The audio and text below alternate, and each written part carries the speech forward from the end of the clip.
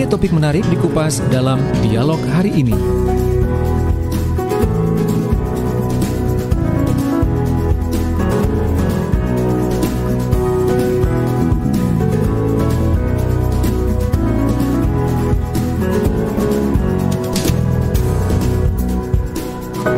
Assalamualaikum warahmatullahi wabarakatuh. Selamat pagi sahabat, kembali saya Ilham Danta hadir menemani Anda di kesempatan pagi hari ini. Dan seperti yang sudah saya informasikan tadi, bahwa interval dari jam 9 sampai 10 pada setiap hari Selasa ya, kita ikuti perbincangan atau talkshow dialog bersama dengan sahabat-sahabat dari Dinas Kesehatan Kabupaten Sidoarjo.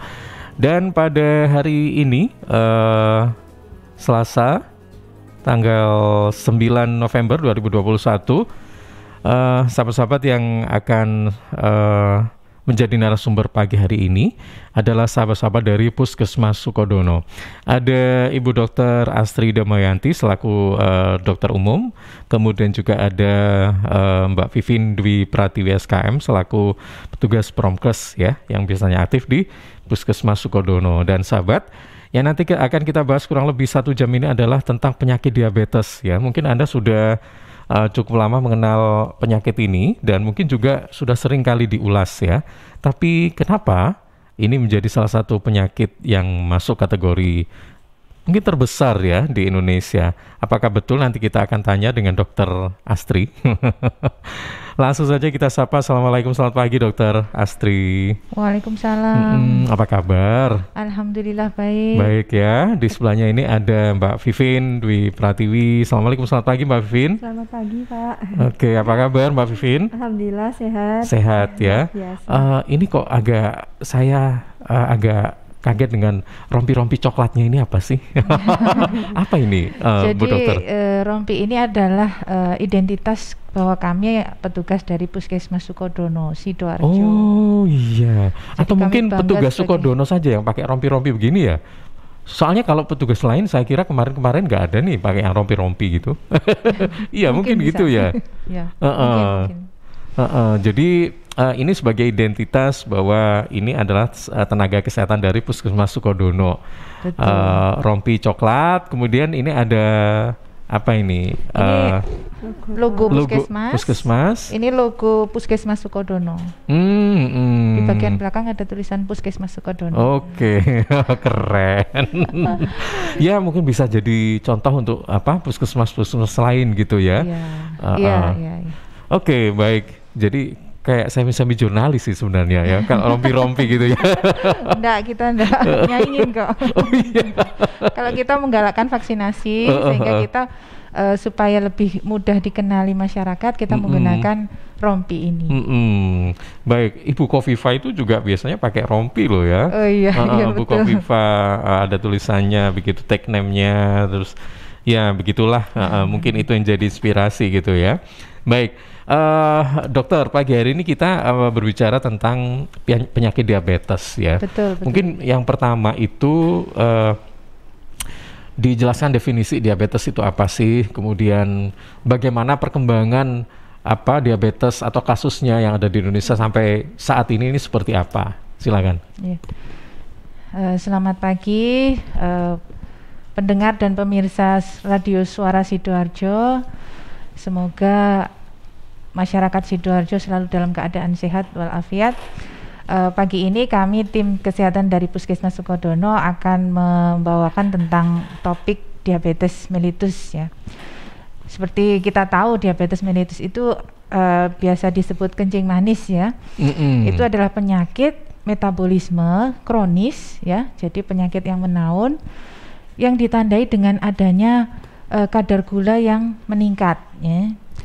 Meningkatnya itu berapa? Yaitu adalah kalau gula darah sewaktu di atas 200 mg per desiliter dan gula darah puasa ditandai dengan lebih dari 126 mg per desiliter.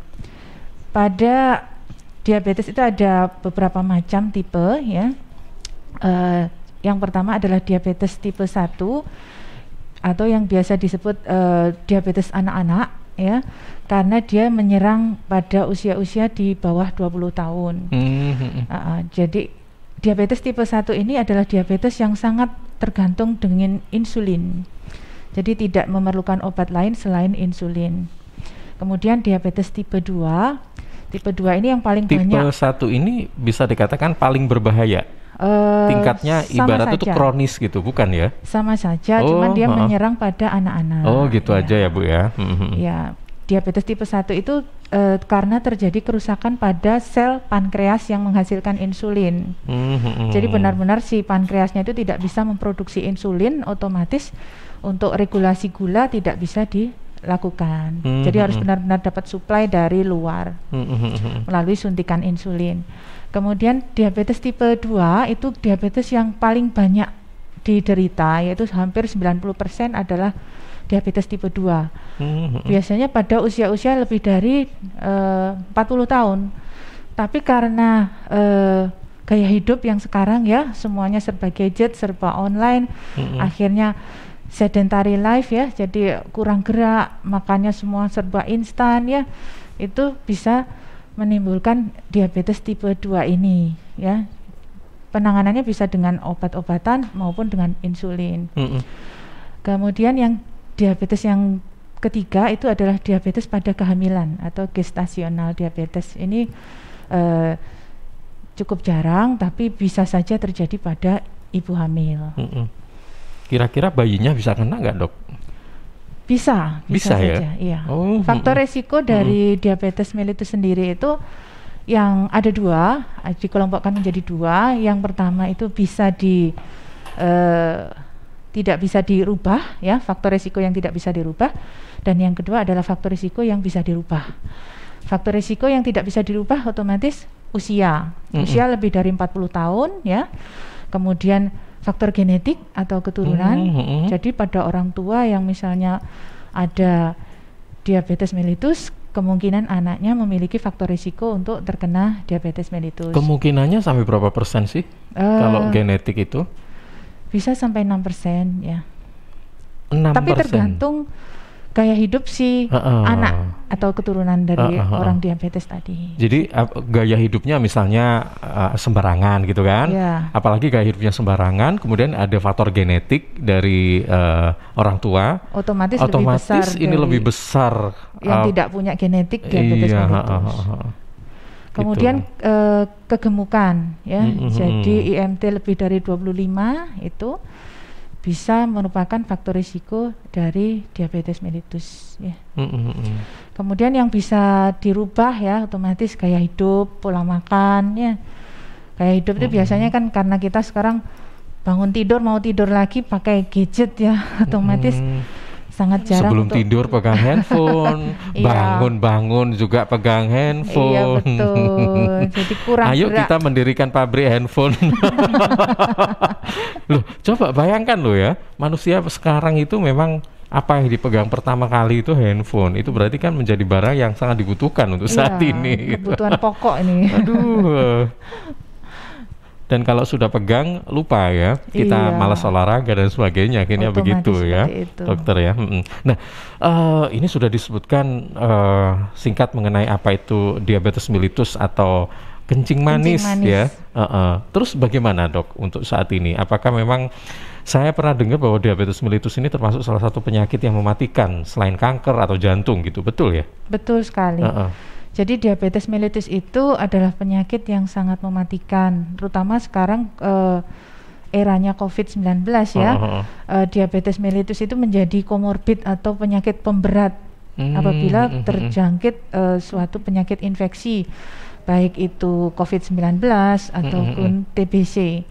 Sehingga dari pihak pemerintah, Dinas Kesehatan menganjurkan untuk semua yang terkena TBC terutama itu wajib diperiksakan kadar gulanya, seperti itu. Jadi wajib untuk diperiksakan apakah memiliki diabetes mellitus atau tidak. Gitu. Sebenarnya masyarakat Indonesia ini kalau terhadap penyakit diabetes mellitus ini aware atau bagaimana sih? Maksudnya gini, apakah saat ini mungkin ada penurunan atau mungkin justru kenaikan misalnya kayak gitu? Kenaikan kan nanti bisa diprediksi bahwa oh ternyata masyarakat Indonesia itu saat ini begini sehingga kasus diabetes mellitus dari tahun ke tahun semakin naik misalnya. Oh sekarang sudah mulai turun nih. Nah ini bagaimana dokter perkembangannya untuk saat ini? Kalau Ada untuk nggak datanya gitu? perkembangan memang meningkat Ya? sejalan dengan banyaknya screening yang dilakukan. Jadi zaman dahulu mungkin seperti angkanya lebih sedikit ya, tapi itu seperti puncak gunung es yang di bawah lebih banyak sebenarnya. Kalau sekarang kita lebih galakkan untuk screening dan penemuan si pasien itu. Oh, mungkin dulu jarang ada yang cek kesehatan gitu ya, atau gimana? Bukan begitu. Jadi sekarang itu pemerintah lebih menggalakkan untuk screening baik di semua puskesmas maupun di vaskes yang melayani BPJS. Jadi semua usia-usia di atas 16 tahun itu setiap tahun dilakukan screening. Kalau di Puskesmas Sukodono kita melakukan screening itu melalui kegiatan Posbindu PTM atau Pos Pembinaan Terpadu.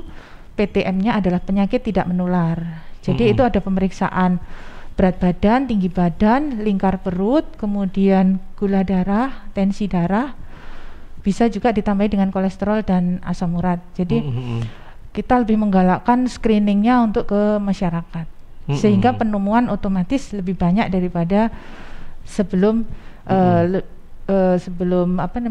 kurangnya digalakkan screening tadi. Oke, baik. Saya pernah dengar diabetes itu kalau nggak salah ada yang kering atau basah kayak gitu, itu termasuk kategori apanya, dokter? Kalau untuk tipe diabetes seperti saya sebutkan tadi ada tipe 1, tipe 2 dan gestasional, serta diabetes lainnya ya, mungkin karena penyebab yang lain. Tapi kalau untuk diabetes kering dan basah itu hanya istilah dari masyarakat aja, istilah awam ya. Bukan medis ini. Bukan. Jadi mungkin mereka mengacu pada diabetes yang lukanya basah dan tidak ada luka seperti itu. Jadi kalau misalnya ada yang luka itu kayaknya katanya ini sulit disembuhkan, ya kan? Tapi kalau yang kering itu katanya menyerang mata bahkan sampai buta. Katanya begitu, itu betul atau enggak sih? Sebenarnya kalau untuk komplikasi dari diabetes mellitus sendiri itu hampir menyerang seluruh tubuh ya. Jadi misalnya dari atas itu bisa terjadi stroke ya, kerusakan otak ya, kemudian juga ke jantung, serangan jantung, kemudian ke bawah lagi mungkin paru-paru itu karena kerusakan paru-parunya karena mudah terkena infeksi ya, baik infeksi virus, bakteri, jamur ya, karena diabetes mellitus sendiri itu melakukan imunosupresi, jadi menurunkan daya tahan tubuh seseorang. Kemudian di usus juga bisa ya, karena gula darah yang tinggi itu atau kadang juga rendah sekali, itu bisa terjadi gangguan di pencernaan, bisa luka di lambung ya, ataupun infeksi di pencernaan. Kemudian di kulit bisa terjadi gatal-gatal di mana-mana ya. Iya, gatal-gatal bisa langsung infeksi. Infeksi bisa sampai tadi ya, ulkus namanya. Jadi ulkus itu adalah luka yang menggaung dan infeksi, dan dia memerlukan pengobatan yang sangat lama dan perawatan yang sangat lama. Kemudian di ginjal itu ya bisa terjadi gagal ginjal. Gagal ginjal ditandai dengan pembengkakan awal-awal, mungkin pembengkakan di daerah kaki ya, bisa sampai ke seluruh tubuh. Oh ya, saya lupa. Di daerah mata itu juga bisa terjadi katarak. Oh, katarak, bukan buta ya? Atau katarak juga penyebab kebutaan. Ya, betul. Oh iya. Kemudian juga selain katarak juga bisa kerusakan di retina atau saraf mata. Jadi hampir semua organ tubuh bisa rusak atau tertimbul komplikasi dari diabetes mellitus tersebut. Jadi ini bisa dikatakan karena menyerang banyak organ tubuh, bisa itulah yang disebut sebagai penyakit, salah satu penyakit yang mematikan gitu ya, dokter. Betul. Baik. Sebelum ke Mbak Vivin ya, sebentar Mbak Vivin, satu lagi nih, sebenarnya penyakit diabetes ini gejalanya seperti apa? Kemudian kalau tadi Bu Dokter menyerang bahwa anak-anak gitu kan, berarti kan memang bisa menyerang anak-anak gitu ya. Betul. Selama ini yang kita tahu mungkin yang terserang itu orang-orang yang dewasa gitu, dewasa ketua lah kayak gitu. Dan mohon maaf ini, ujung-ujungnya kalau orang kena diabetes itu selalu meninggal gitu ya. Saya nggak tahu nih, apa kata ucapan selalu itu betul atau enggak, nanti bisa disampaikan oleh dokter gitu ya. Karena memang oke lah, kita menganggap bahwa penyakit diabetes itu misalnya nih, kita mengikuti program dari rumah sakit atau pusat-pusat kesehatan, itu kita minum obat dan sebagainya, sebagai salah satu cara pengobatan. Tapi menurut pengakuan masyarakat itu memang iya, cuman tapi itu katanya hanya memperlama masa hidup saja. Ini yang beredar di masyarakat itu sebenarnya betul atau enggak terkait dengan informasi ini? Dengan kata lain, kesimpulan saya, pertanyaannya, diabetes itu bisa disembuhkan atau tidak gitu? Iya. Jadi gejala klasik ya diabetes mellitus itu adalah poliuri, sering kencing, terutama di malam hari. Kemudian juga polidipsi ya. Polidipsi itu gampang haus, minum banyak tapi haus terus. Walaupun udara dingin haus terus. Kemudian polifagi itu sering makan ya, tapi berat badan tambah turun ya. Oh gitu. Itu gejala yang klasik ya. Tapi bukan beberapa lagi ya, kebanyakan pasien yang datang ke puskesmas atau ke fasilitas kesehatan itu datang dengan kesemutan. Yang paling banyak adalah kesemutan, giginya goyang ya. Kemudian gampang patah atau copot gitu ya, dokter ya. Kemudian ada luka yang tidak sembuh-sembuh, gatal yang tidak sembuh-sembuh, terutama gatal di daerah kemaluan atau di daerah lipatan ya. Kemudian kadang juga datang dengan penglihatan yang kabur seperti itu. Jadi tidak harus yang 3 tadi. Jadi kecurigaan itu bisa saja datang dengan tanpa gejala. Bisa saja orang dengan darah tinggi ya, dengan indeks massa tubuh yang lebih dari 25, mungkin karena dia kegemukan, ternyata setelah di screening diabetes gitu. Kalau untuk apakah diabetes bisa disembuhkan? Diabetes bisa dikontrol. Kata yang paling tepat itu adalah dikontrol. Jadi pasien kita sarankan untuk minum obat ataupun mengkonsumsi injeksi insulin setiap hari agar selama hidupnya dia tidak merasakan yang namanya komplikasi. Ya, jadi kalau misalnya gula darahnya selama hidupnya dia terkontrol, insya Allah tidak ada itu penyakit-penyakit yang malah memperberat gitu ya, yang dokter namanya ya? komplikasi itu. Makanya kan dari masyarakat kan biasanya sakitnya apa? Komplikasi. Ya, biasanya seperti itu. Untuk diabetes itu komplikasinya itu yang paling mematikan. Oke. Betul. Jadi ini misalnya nih si A kena diabetes, tetapi kemudian karena tidak terkontrol atau tidak dikontrol, tidak dikendalikan itu penyakit diabetesnya, ini memunculkan penyakit-penyakit lain yang justru malah memperparah kondisi si pasien itu sendiri gitu. Betul, ya Bu ya. Iya. Oke, jadi memang harus dikontrol, dikendalikan agar kita fokus satu penyakit saja yaitu diabetes gitu kan. Betul. Jadi fokus mengendalikan kadar gula darah tadi. Oke, baik. Sekarang ke Mbak Vivi nih, selaku promosi kesehatan ya, Promkes ya kan. Kalau menurut Mbak Vivi ini sebenarnya gejala, bukan gejala sih, tapi penyebab atau faktor penyebab ke diabetes itu apa? Selain kalau mungkin tadi dijelaskan dengan gaya hidup ya, perilaku dan sebagainya, mungkin ada gejala lain, faktor lain ya, sebagai penyebab munculnya diabetes, selain juga tadi faktor genetik gitu kan. Nah kemudian langkah apa yang harus kita lakukan sebagai warga atau masyarakat agar kita ini bisa terbiasa hidup sehat gitu ya.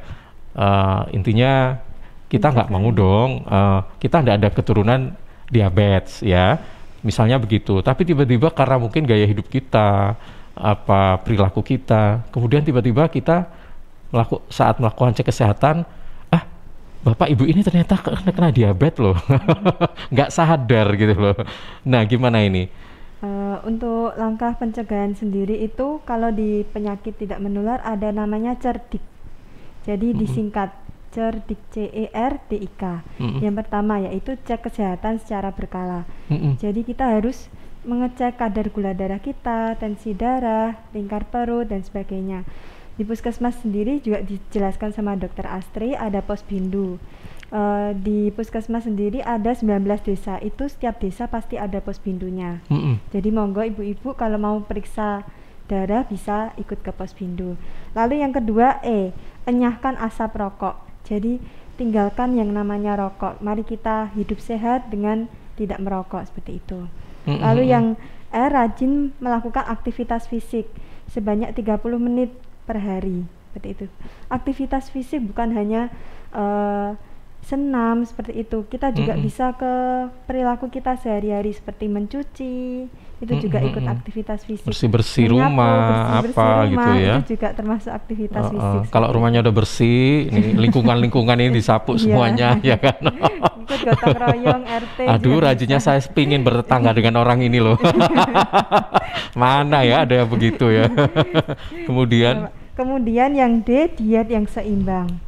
Jadi makan makanan yang seimbang seperti itu.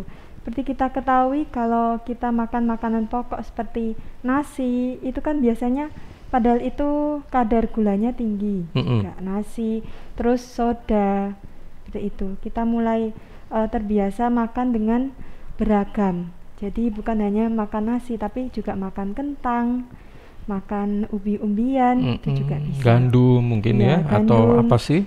Beras merah itu jagung juga kali ya mungkin ya. Jagung, jadi lebih beragam makannya, jangan hanya nasi setiap hari seperti itu. Lalu selanjutnya yaitu istirahat yang cukup. Yang terakhir yaitu kelola stres dengan baik. Emang kalau kita stres gampang ya kena diabetes? Termasuk mempengaruhi ya dokter ya. Jadi kalau kita stres itu hormon kortisol kita terganggu sehingga semua metabolisme dalam tubuh kita terganggu otomatis. Mungkin tidak hanya diabetes ya dokter ya, penyakit-penyakit lain gampang masuk. Gampang sekali. Penyakit infeksi juga bisa masuk. Kalau dari faktornya, kalau selain gaya hidup ini apa sih sebenarnya yang bisa kita itu kena diabetes itu apa sih sebenarnya? Gara-gara apa gitu loh? Iya, lebih ke gaya hidup. Gaya hidup sebenarnya ya. Makan makanan kita, terus kurang olahraga seperti itu. Oke, hanya itu saja sih sebenarnya ya. Kalau faktor keturunan mungkin iya ya dokter ya. Juga didukung sama gaya hidup yang sembarangan. Nah itu yang rentan gitu ya. Seperti kita mengelola, kita mengkonsumsi gula itu hanya maksimal 4 sendok makan sehari. Sehari 4 sendok terus makan. untuk garam maksimal hanya 1 sendok teh. Garam itu. Gitu. Oh ternyata garam ini juga, misalnya kita suka yang asin-asin nih. Misalnya tadi yang disarankan kan 1 sendok ya, sendok teh ya. Kita lebih nih misalnya 3 sendok teh tiap hari. Ini juga bisa memicu timbulnya diabetes gitu ya? Atau bisa, gimana? Jadi hipertensi pun itu bisa jadi faktor risiko untuk diabetes mellitus. Kemudian gitu. garam itu bukan hanya garam ya. Garam yang merek apa itu, garam yang maksudnya putih itu, yang seperti pasir itu bukan. Bukan hanya itu. Jadi garam itu bisa vitsin, bisa apa itu? Penyedap ya, kaldu bubuk, kemudian atau mungkin snack-snack yang pengawet, ada garam bisa itu ya. Itu juga termasuk garam. Jadi harus benar-benar selektif dalam pemilihan makanan. Semua makanan kemasan itu ada ininya, ada apa namanya, indeks garamnya sendiri ya, jumlah garamnya seberapa. Jadi harus benar-benar dipantengin benar apa yang kita makan. Jadi gini dokter ya, kalau kelebihan garam bisa diabetes, kelebihan gula pun bisa diabetes gitu ya maksudnya? Betul, betul. Soalnya selama ini yang kita kira itu kelebihan gula saja, ya kan? Karena kencing manis, diabetes itu identik dengan yang manis-manis. Nah, memang secara tidak langsung hipertensi adalah faktor risiko. Jadi diabetes sendiri itu bukan penyakit yang disebabkan oleh satu hal. Jadi dia disebabkan oleh multi penyebab ini. Multi kausa mungkin. Iya. Jadi tidak hanya satu. Jadi mindsetnya harus diubah ya dokter ya sekarang ya. Bahwa misalnya nih kita Makanya itu sih sering makan yang manis-manis, gulanya banyak dan sebagainya, belum tentu juga. Kalau misalnya kita sembarangan, pola makan kita yang asin-asin kelebihan, kemudian hipertensi, nah ini memicu terjadinya diabetes gitu ya. Jangan salah, karena sesuatu yang berlebihan itu nggak baik, iya kan? Oke, nah ke Mbak Vivin lagi nih ya. Jadi apa sih yang saran-saran apa yang harus kita lakukan ini ya agar kita intinya itu kita bisa hidup sehat. Tadi kan sudah disampaikan di olahraga. Kemudian yang penting itu makanan sebenarnya, ya makanan itu bagaimana? Tadi kan kalau olahraga itu minimal atau maksimal ya tadi 30 menit. Iya minimal. Minimal ya, minimal 30 menit itu ada aktivitas fisik gitu kan. Kalau dari makanan gimana ini, Mbak Vivin? Sebenarnya kayak apa sih makanan yang harus kita konsumsi tiap hari itu agar kita nggak was-was lagi dengan aduh jangan-jangan ini kena diabetes nih. Maksudnya gini, ini ada teh manis, habis itu ada donat. Mana yang harus dimakan, kan sama-sama manis gitu kan ya.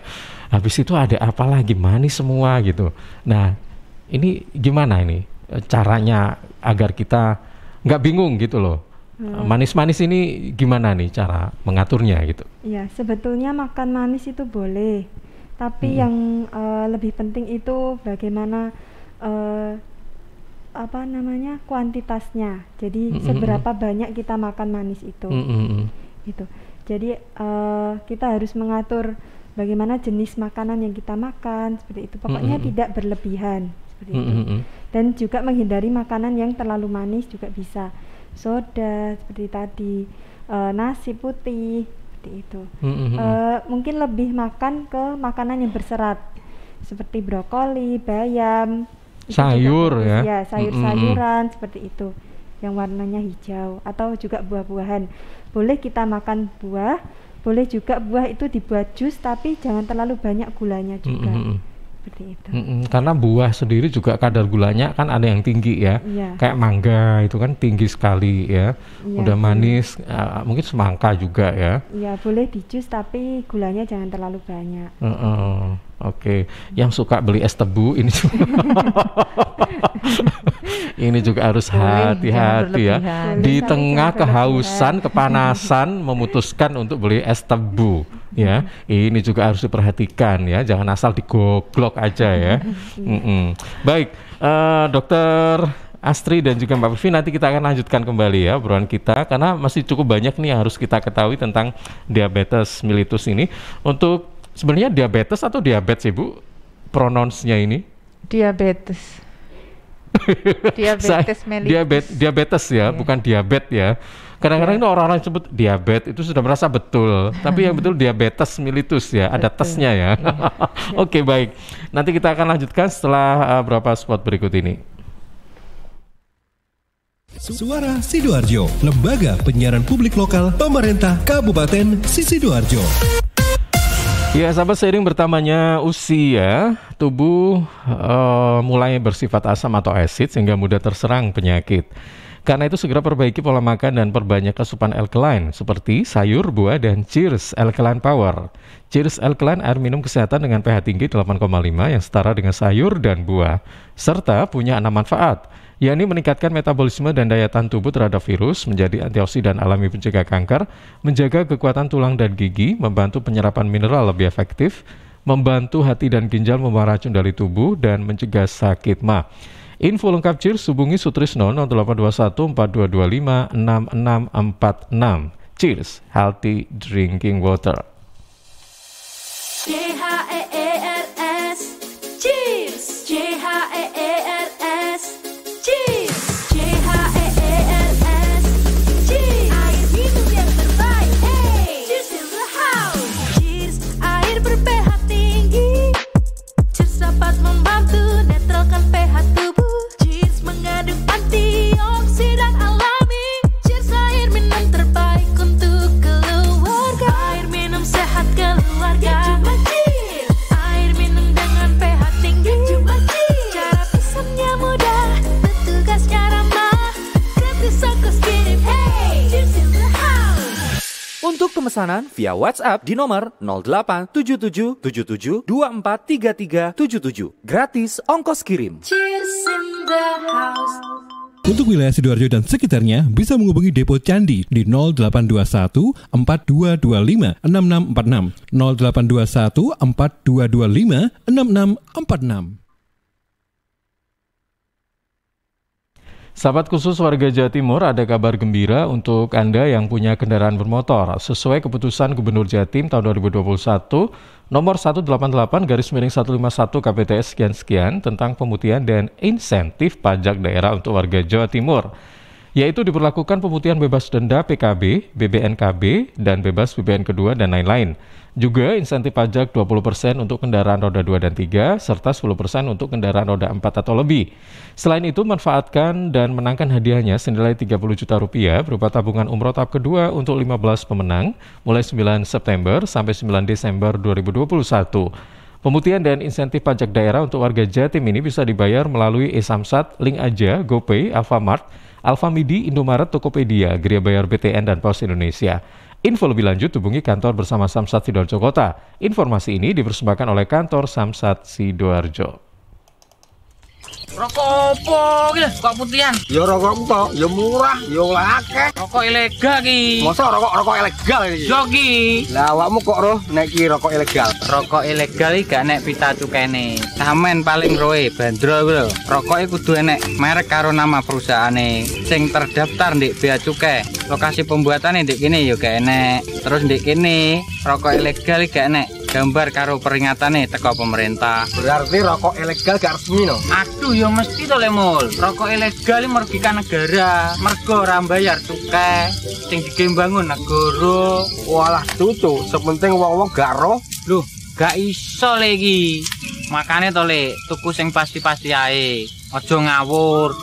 Laporkan peredaran rokok ilegal ke kantor Bea Cukai terdekat atau hubungi nomor 1.500-225 1.500-225. Iklan layanan masyarakat ini dipersembahkan Bea Cukai Sidoarjo. Ayo, ngewangi Bea Cukai, berantas rokok ilegal. Bea Cukai Sidoarjo, fokus mengawasi, tulus melayani.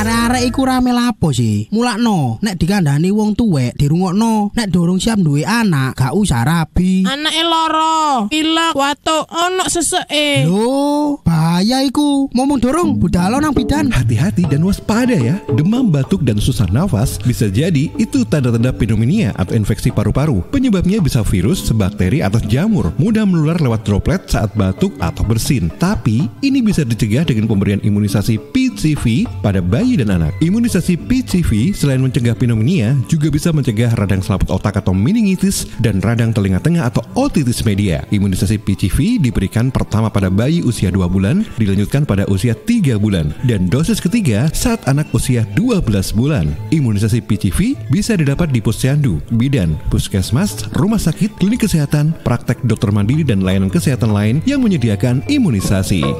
Lapo guyu-guyu dewe? Putune wis sehat, Cak. Wis diimunisasi PCV pisan. Seneng aku. Gak pengen ngeramut bayi maneh ta? Ayo tak gaweno. Iklan layanan masyarakat ini persembahan Dinas Kesehatan Kabupaten Sidoarjo. Suara Sidoarjo, lembaga penyiaran publik lokal pemerintah Kabupaten Sidoarjo. Ya sahabat, kita kembali di program Talkshow bersama dengan sahabat-sahabat dari Dinas Kesehatan Kabupaten Sidoarjo, dan kali ini bersama dengan sahabat-sahabat dari Puskesmas Sukodono dengan Dr. Asri dan Mbak Vivin ya, selaku Promkes di Puskesmas Sukodono. Kita menyoal tentang penyakit diabetes ya. Baik, Dr. Asri dan juga Mbak Vivin, sebelum kita buka beberapa pertanyaan yang sudah masuk ya pagi hari ini, saya ingin tahu nih ya, sebenarnya untuk penanganan ataupun apa ya, mungkin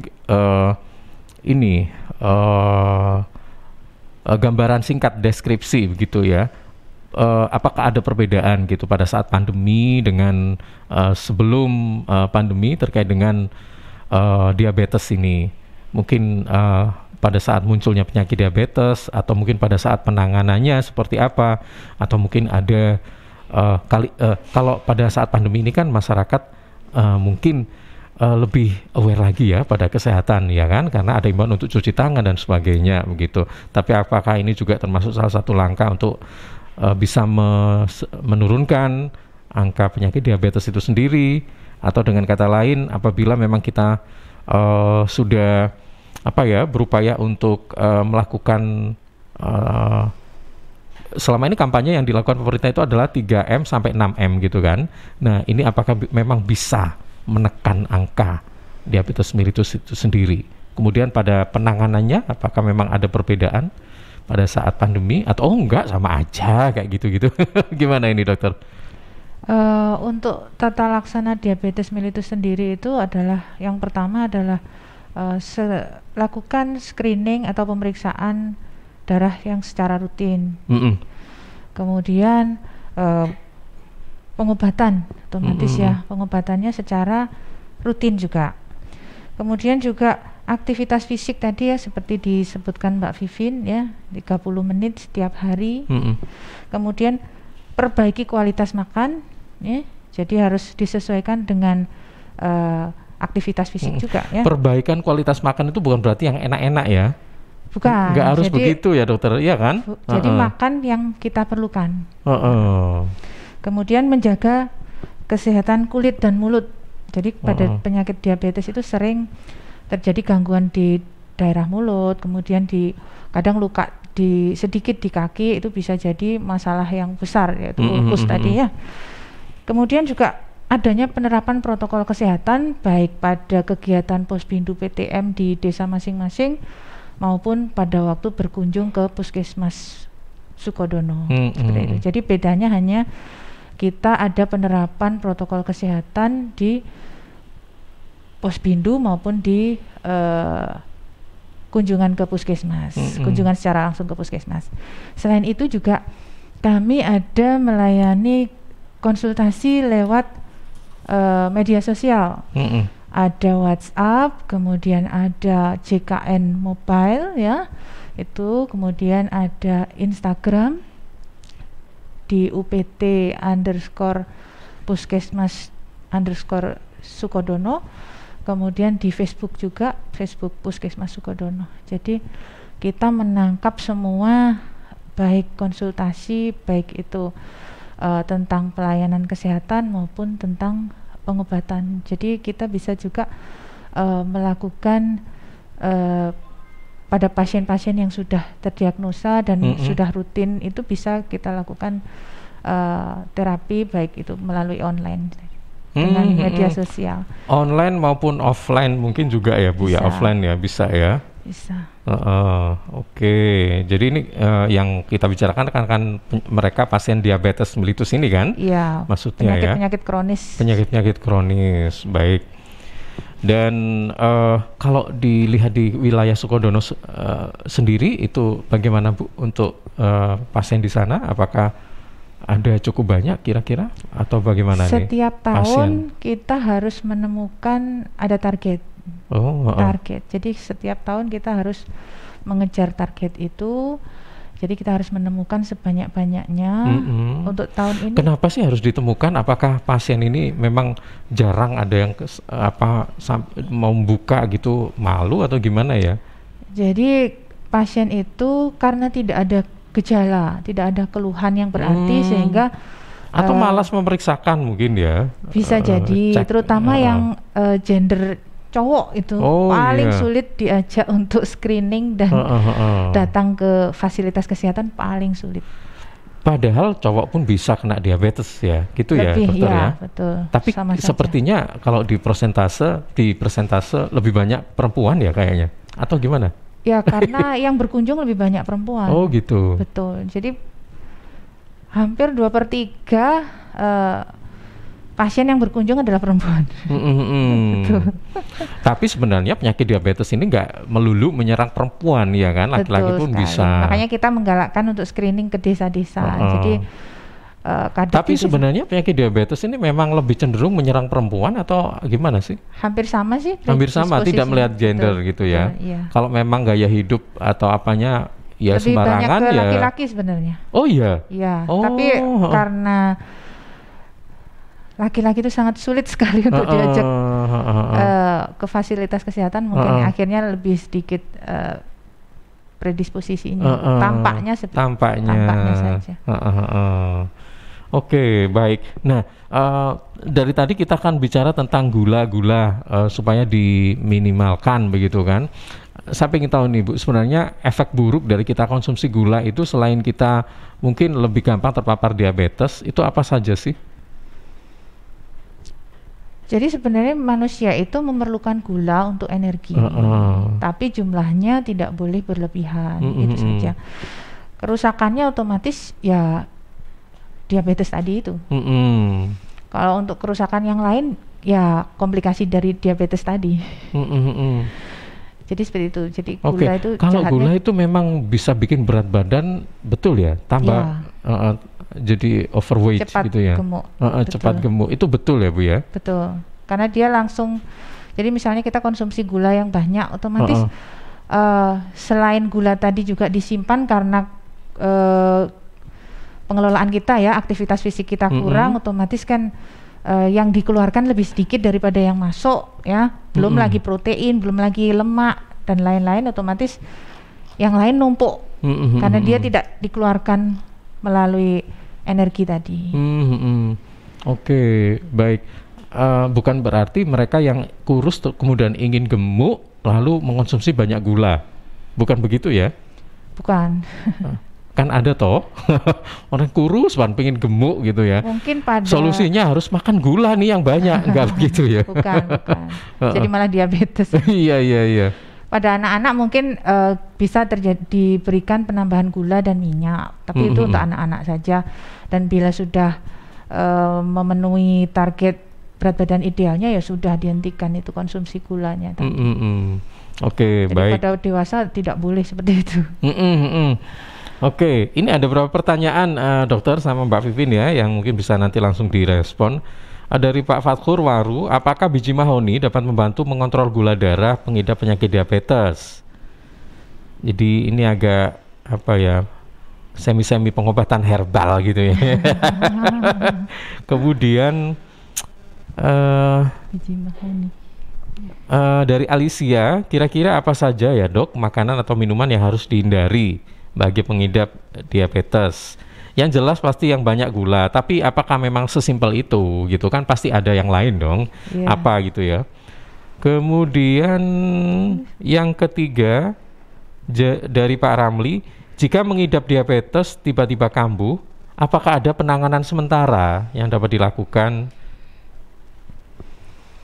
Gitu, 3 dulu, silakan. Oh, yang pertama biji mahoni. Biji mahoni, betul. Jadi saya nggak tahu ini mahoni ini apa sih? Pohon. Yang saya tahu itu kayu ya, kayu mahoni. Tapi memang ada bijinya. Jadi bijinya bisa terbang gitu. Warnanya coklat. Biasanya yang dikonsumsi yang dalamnya itu ada putih gitu. Tapi memang betul ya Bu ya, itu. Rasanya pahit. Tapi belum ada penelitian yang secara medis ya tentang biji mahoni tadi. Saran kami selain Bapak Ibu mengkonsumsi herbal itu juga tetap mengkonsumsi obat-obatan yang disarankan oleh dokter Anda. Dan juga tetap tadi ya aktivitas fisik, kemudian cek gula darah secara teratur ya. Cek mata, cek kulit, seperti itu. Jadi kami lebih menyarankan untuk cek kesehatan secara rutin dan minum obat sesuai anjuran dokter. Karena ini memang belum ada penelitian khusus ya, apakah memang betul. Kan ada beberapa pasien itu juga, itu Dok, saya sudah nggak pakai obat diabetes lagi, saya pakai daun insulin gitu. Setahu saya daun insulin itu adalah pepaya Jepang itu ya. Di depan tadi ada tuh. Iya betul. Nah itu ya memang ada sih yang ngotot. Coba Bu kita buktikan. Ternyata kadar gulanya pun masih tinggi. Jadi diabetes itu penyebabnya juga multikausa. Pengobatannya juga tidak hanya obat. Jadi benar-benar gaya hidup itu juga harus diterapkan. Jadi jangan menggantungkan pada hanya obat saja. Tetapi juga cerdik tadi juga dilakukan. Terus terkait dengan obat-obat yang herbal begini memang kita harus hati-hati ya, karena sekarang itu orang-orang itu semakin gampang untuk menyebutkan ya. Betul. Misalnya tadi ini daun pepaya Jepang nih ya, emang iya kita tidak tahu kan. Betul. Nah, terus daun ini keres ya, itu katanya juga bisa, tapi apa iya gitu kan. Jari-jari ini tok sebenarnya. Betul. Dan kemudian banyak sekali herbal-herbal yang menasbihkan bahwa ini bisa sebagai obat yang bisa menyembuhkan diabetes gitu. Betul. Iya kan, jadi jangan sampai terlalu percaya dengan itu ya dokter ya.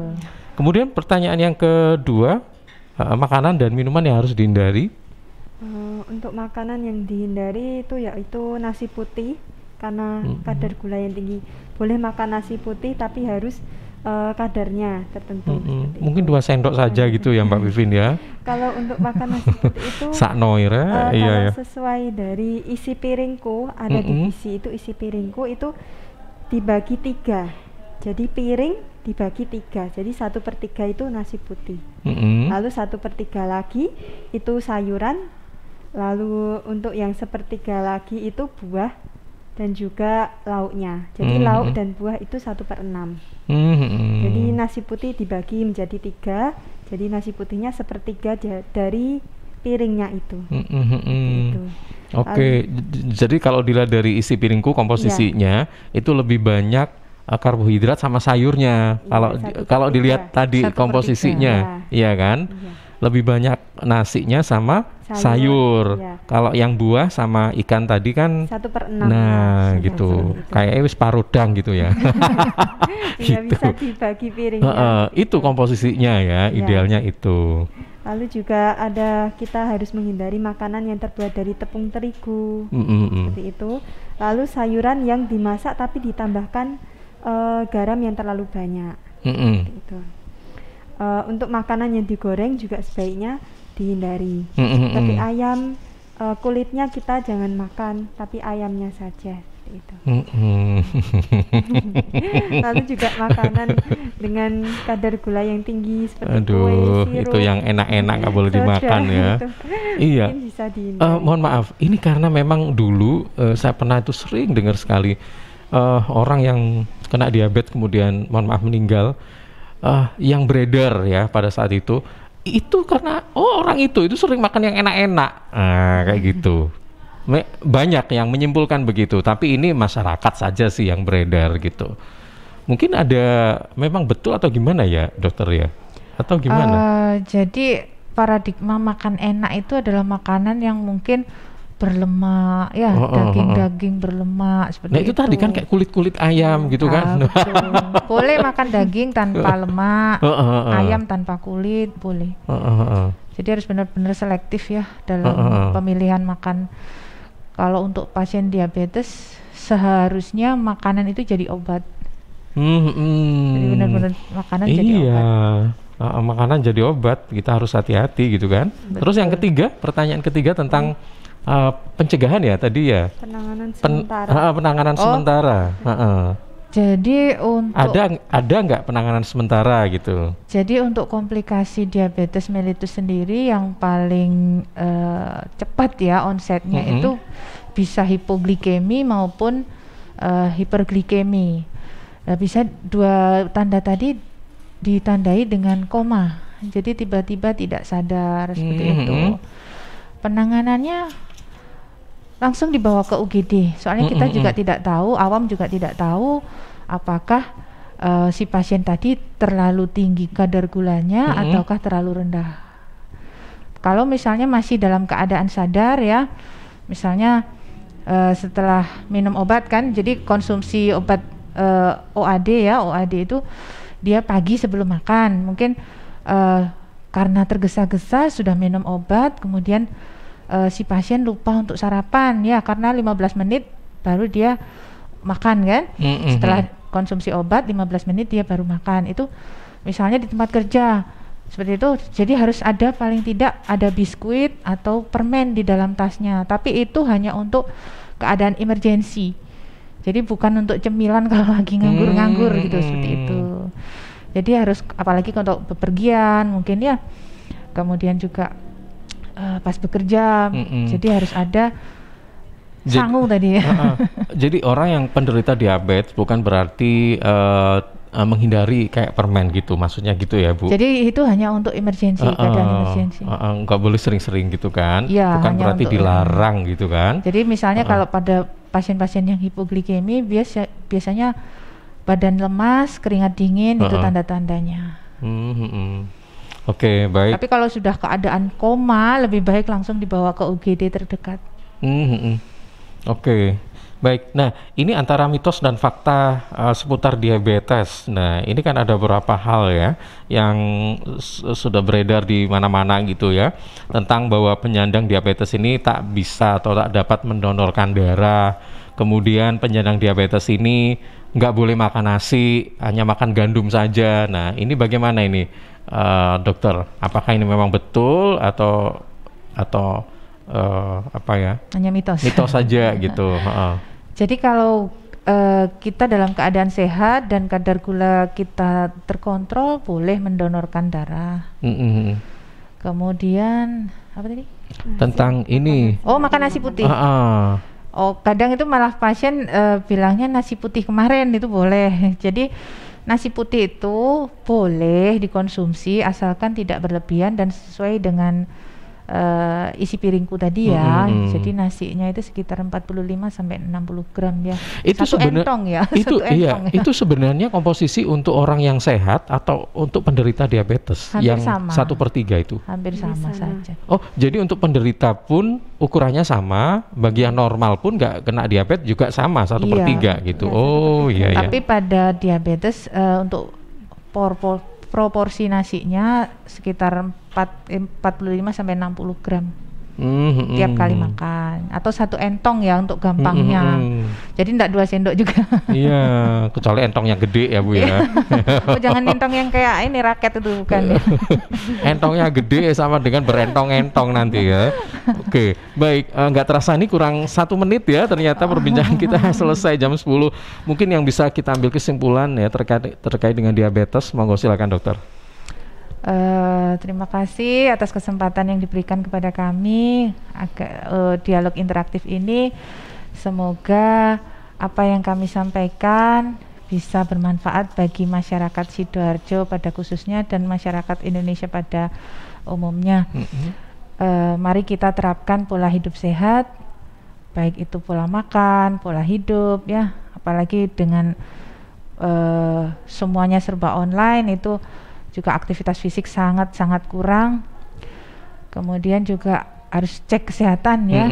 Jadi puskesmas itu tidak jauh, bisa kita datang ke tiap-tiap desa untuk melakukan cek kesehatan, asalkan kita juga proaktif ya untuk mencari infonya. Gitu. Kemudian juga puskesmas ataupun vaskes selalu membuka peluang untuk konsultasi kesehatan dimanapun dan kapanpun. Baik, ada tambahan Mbak Vivin, silakan.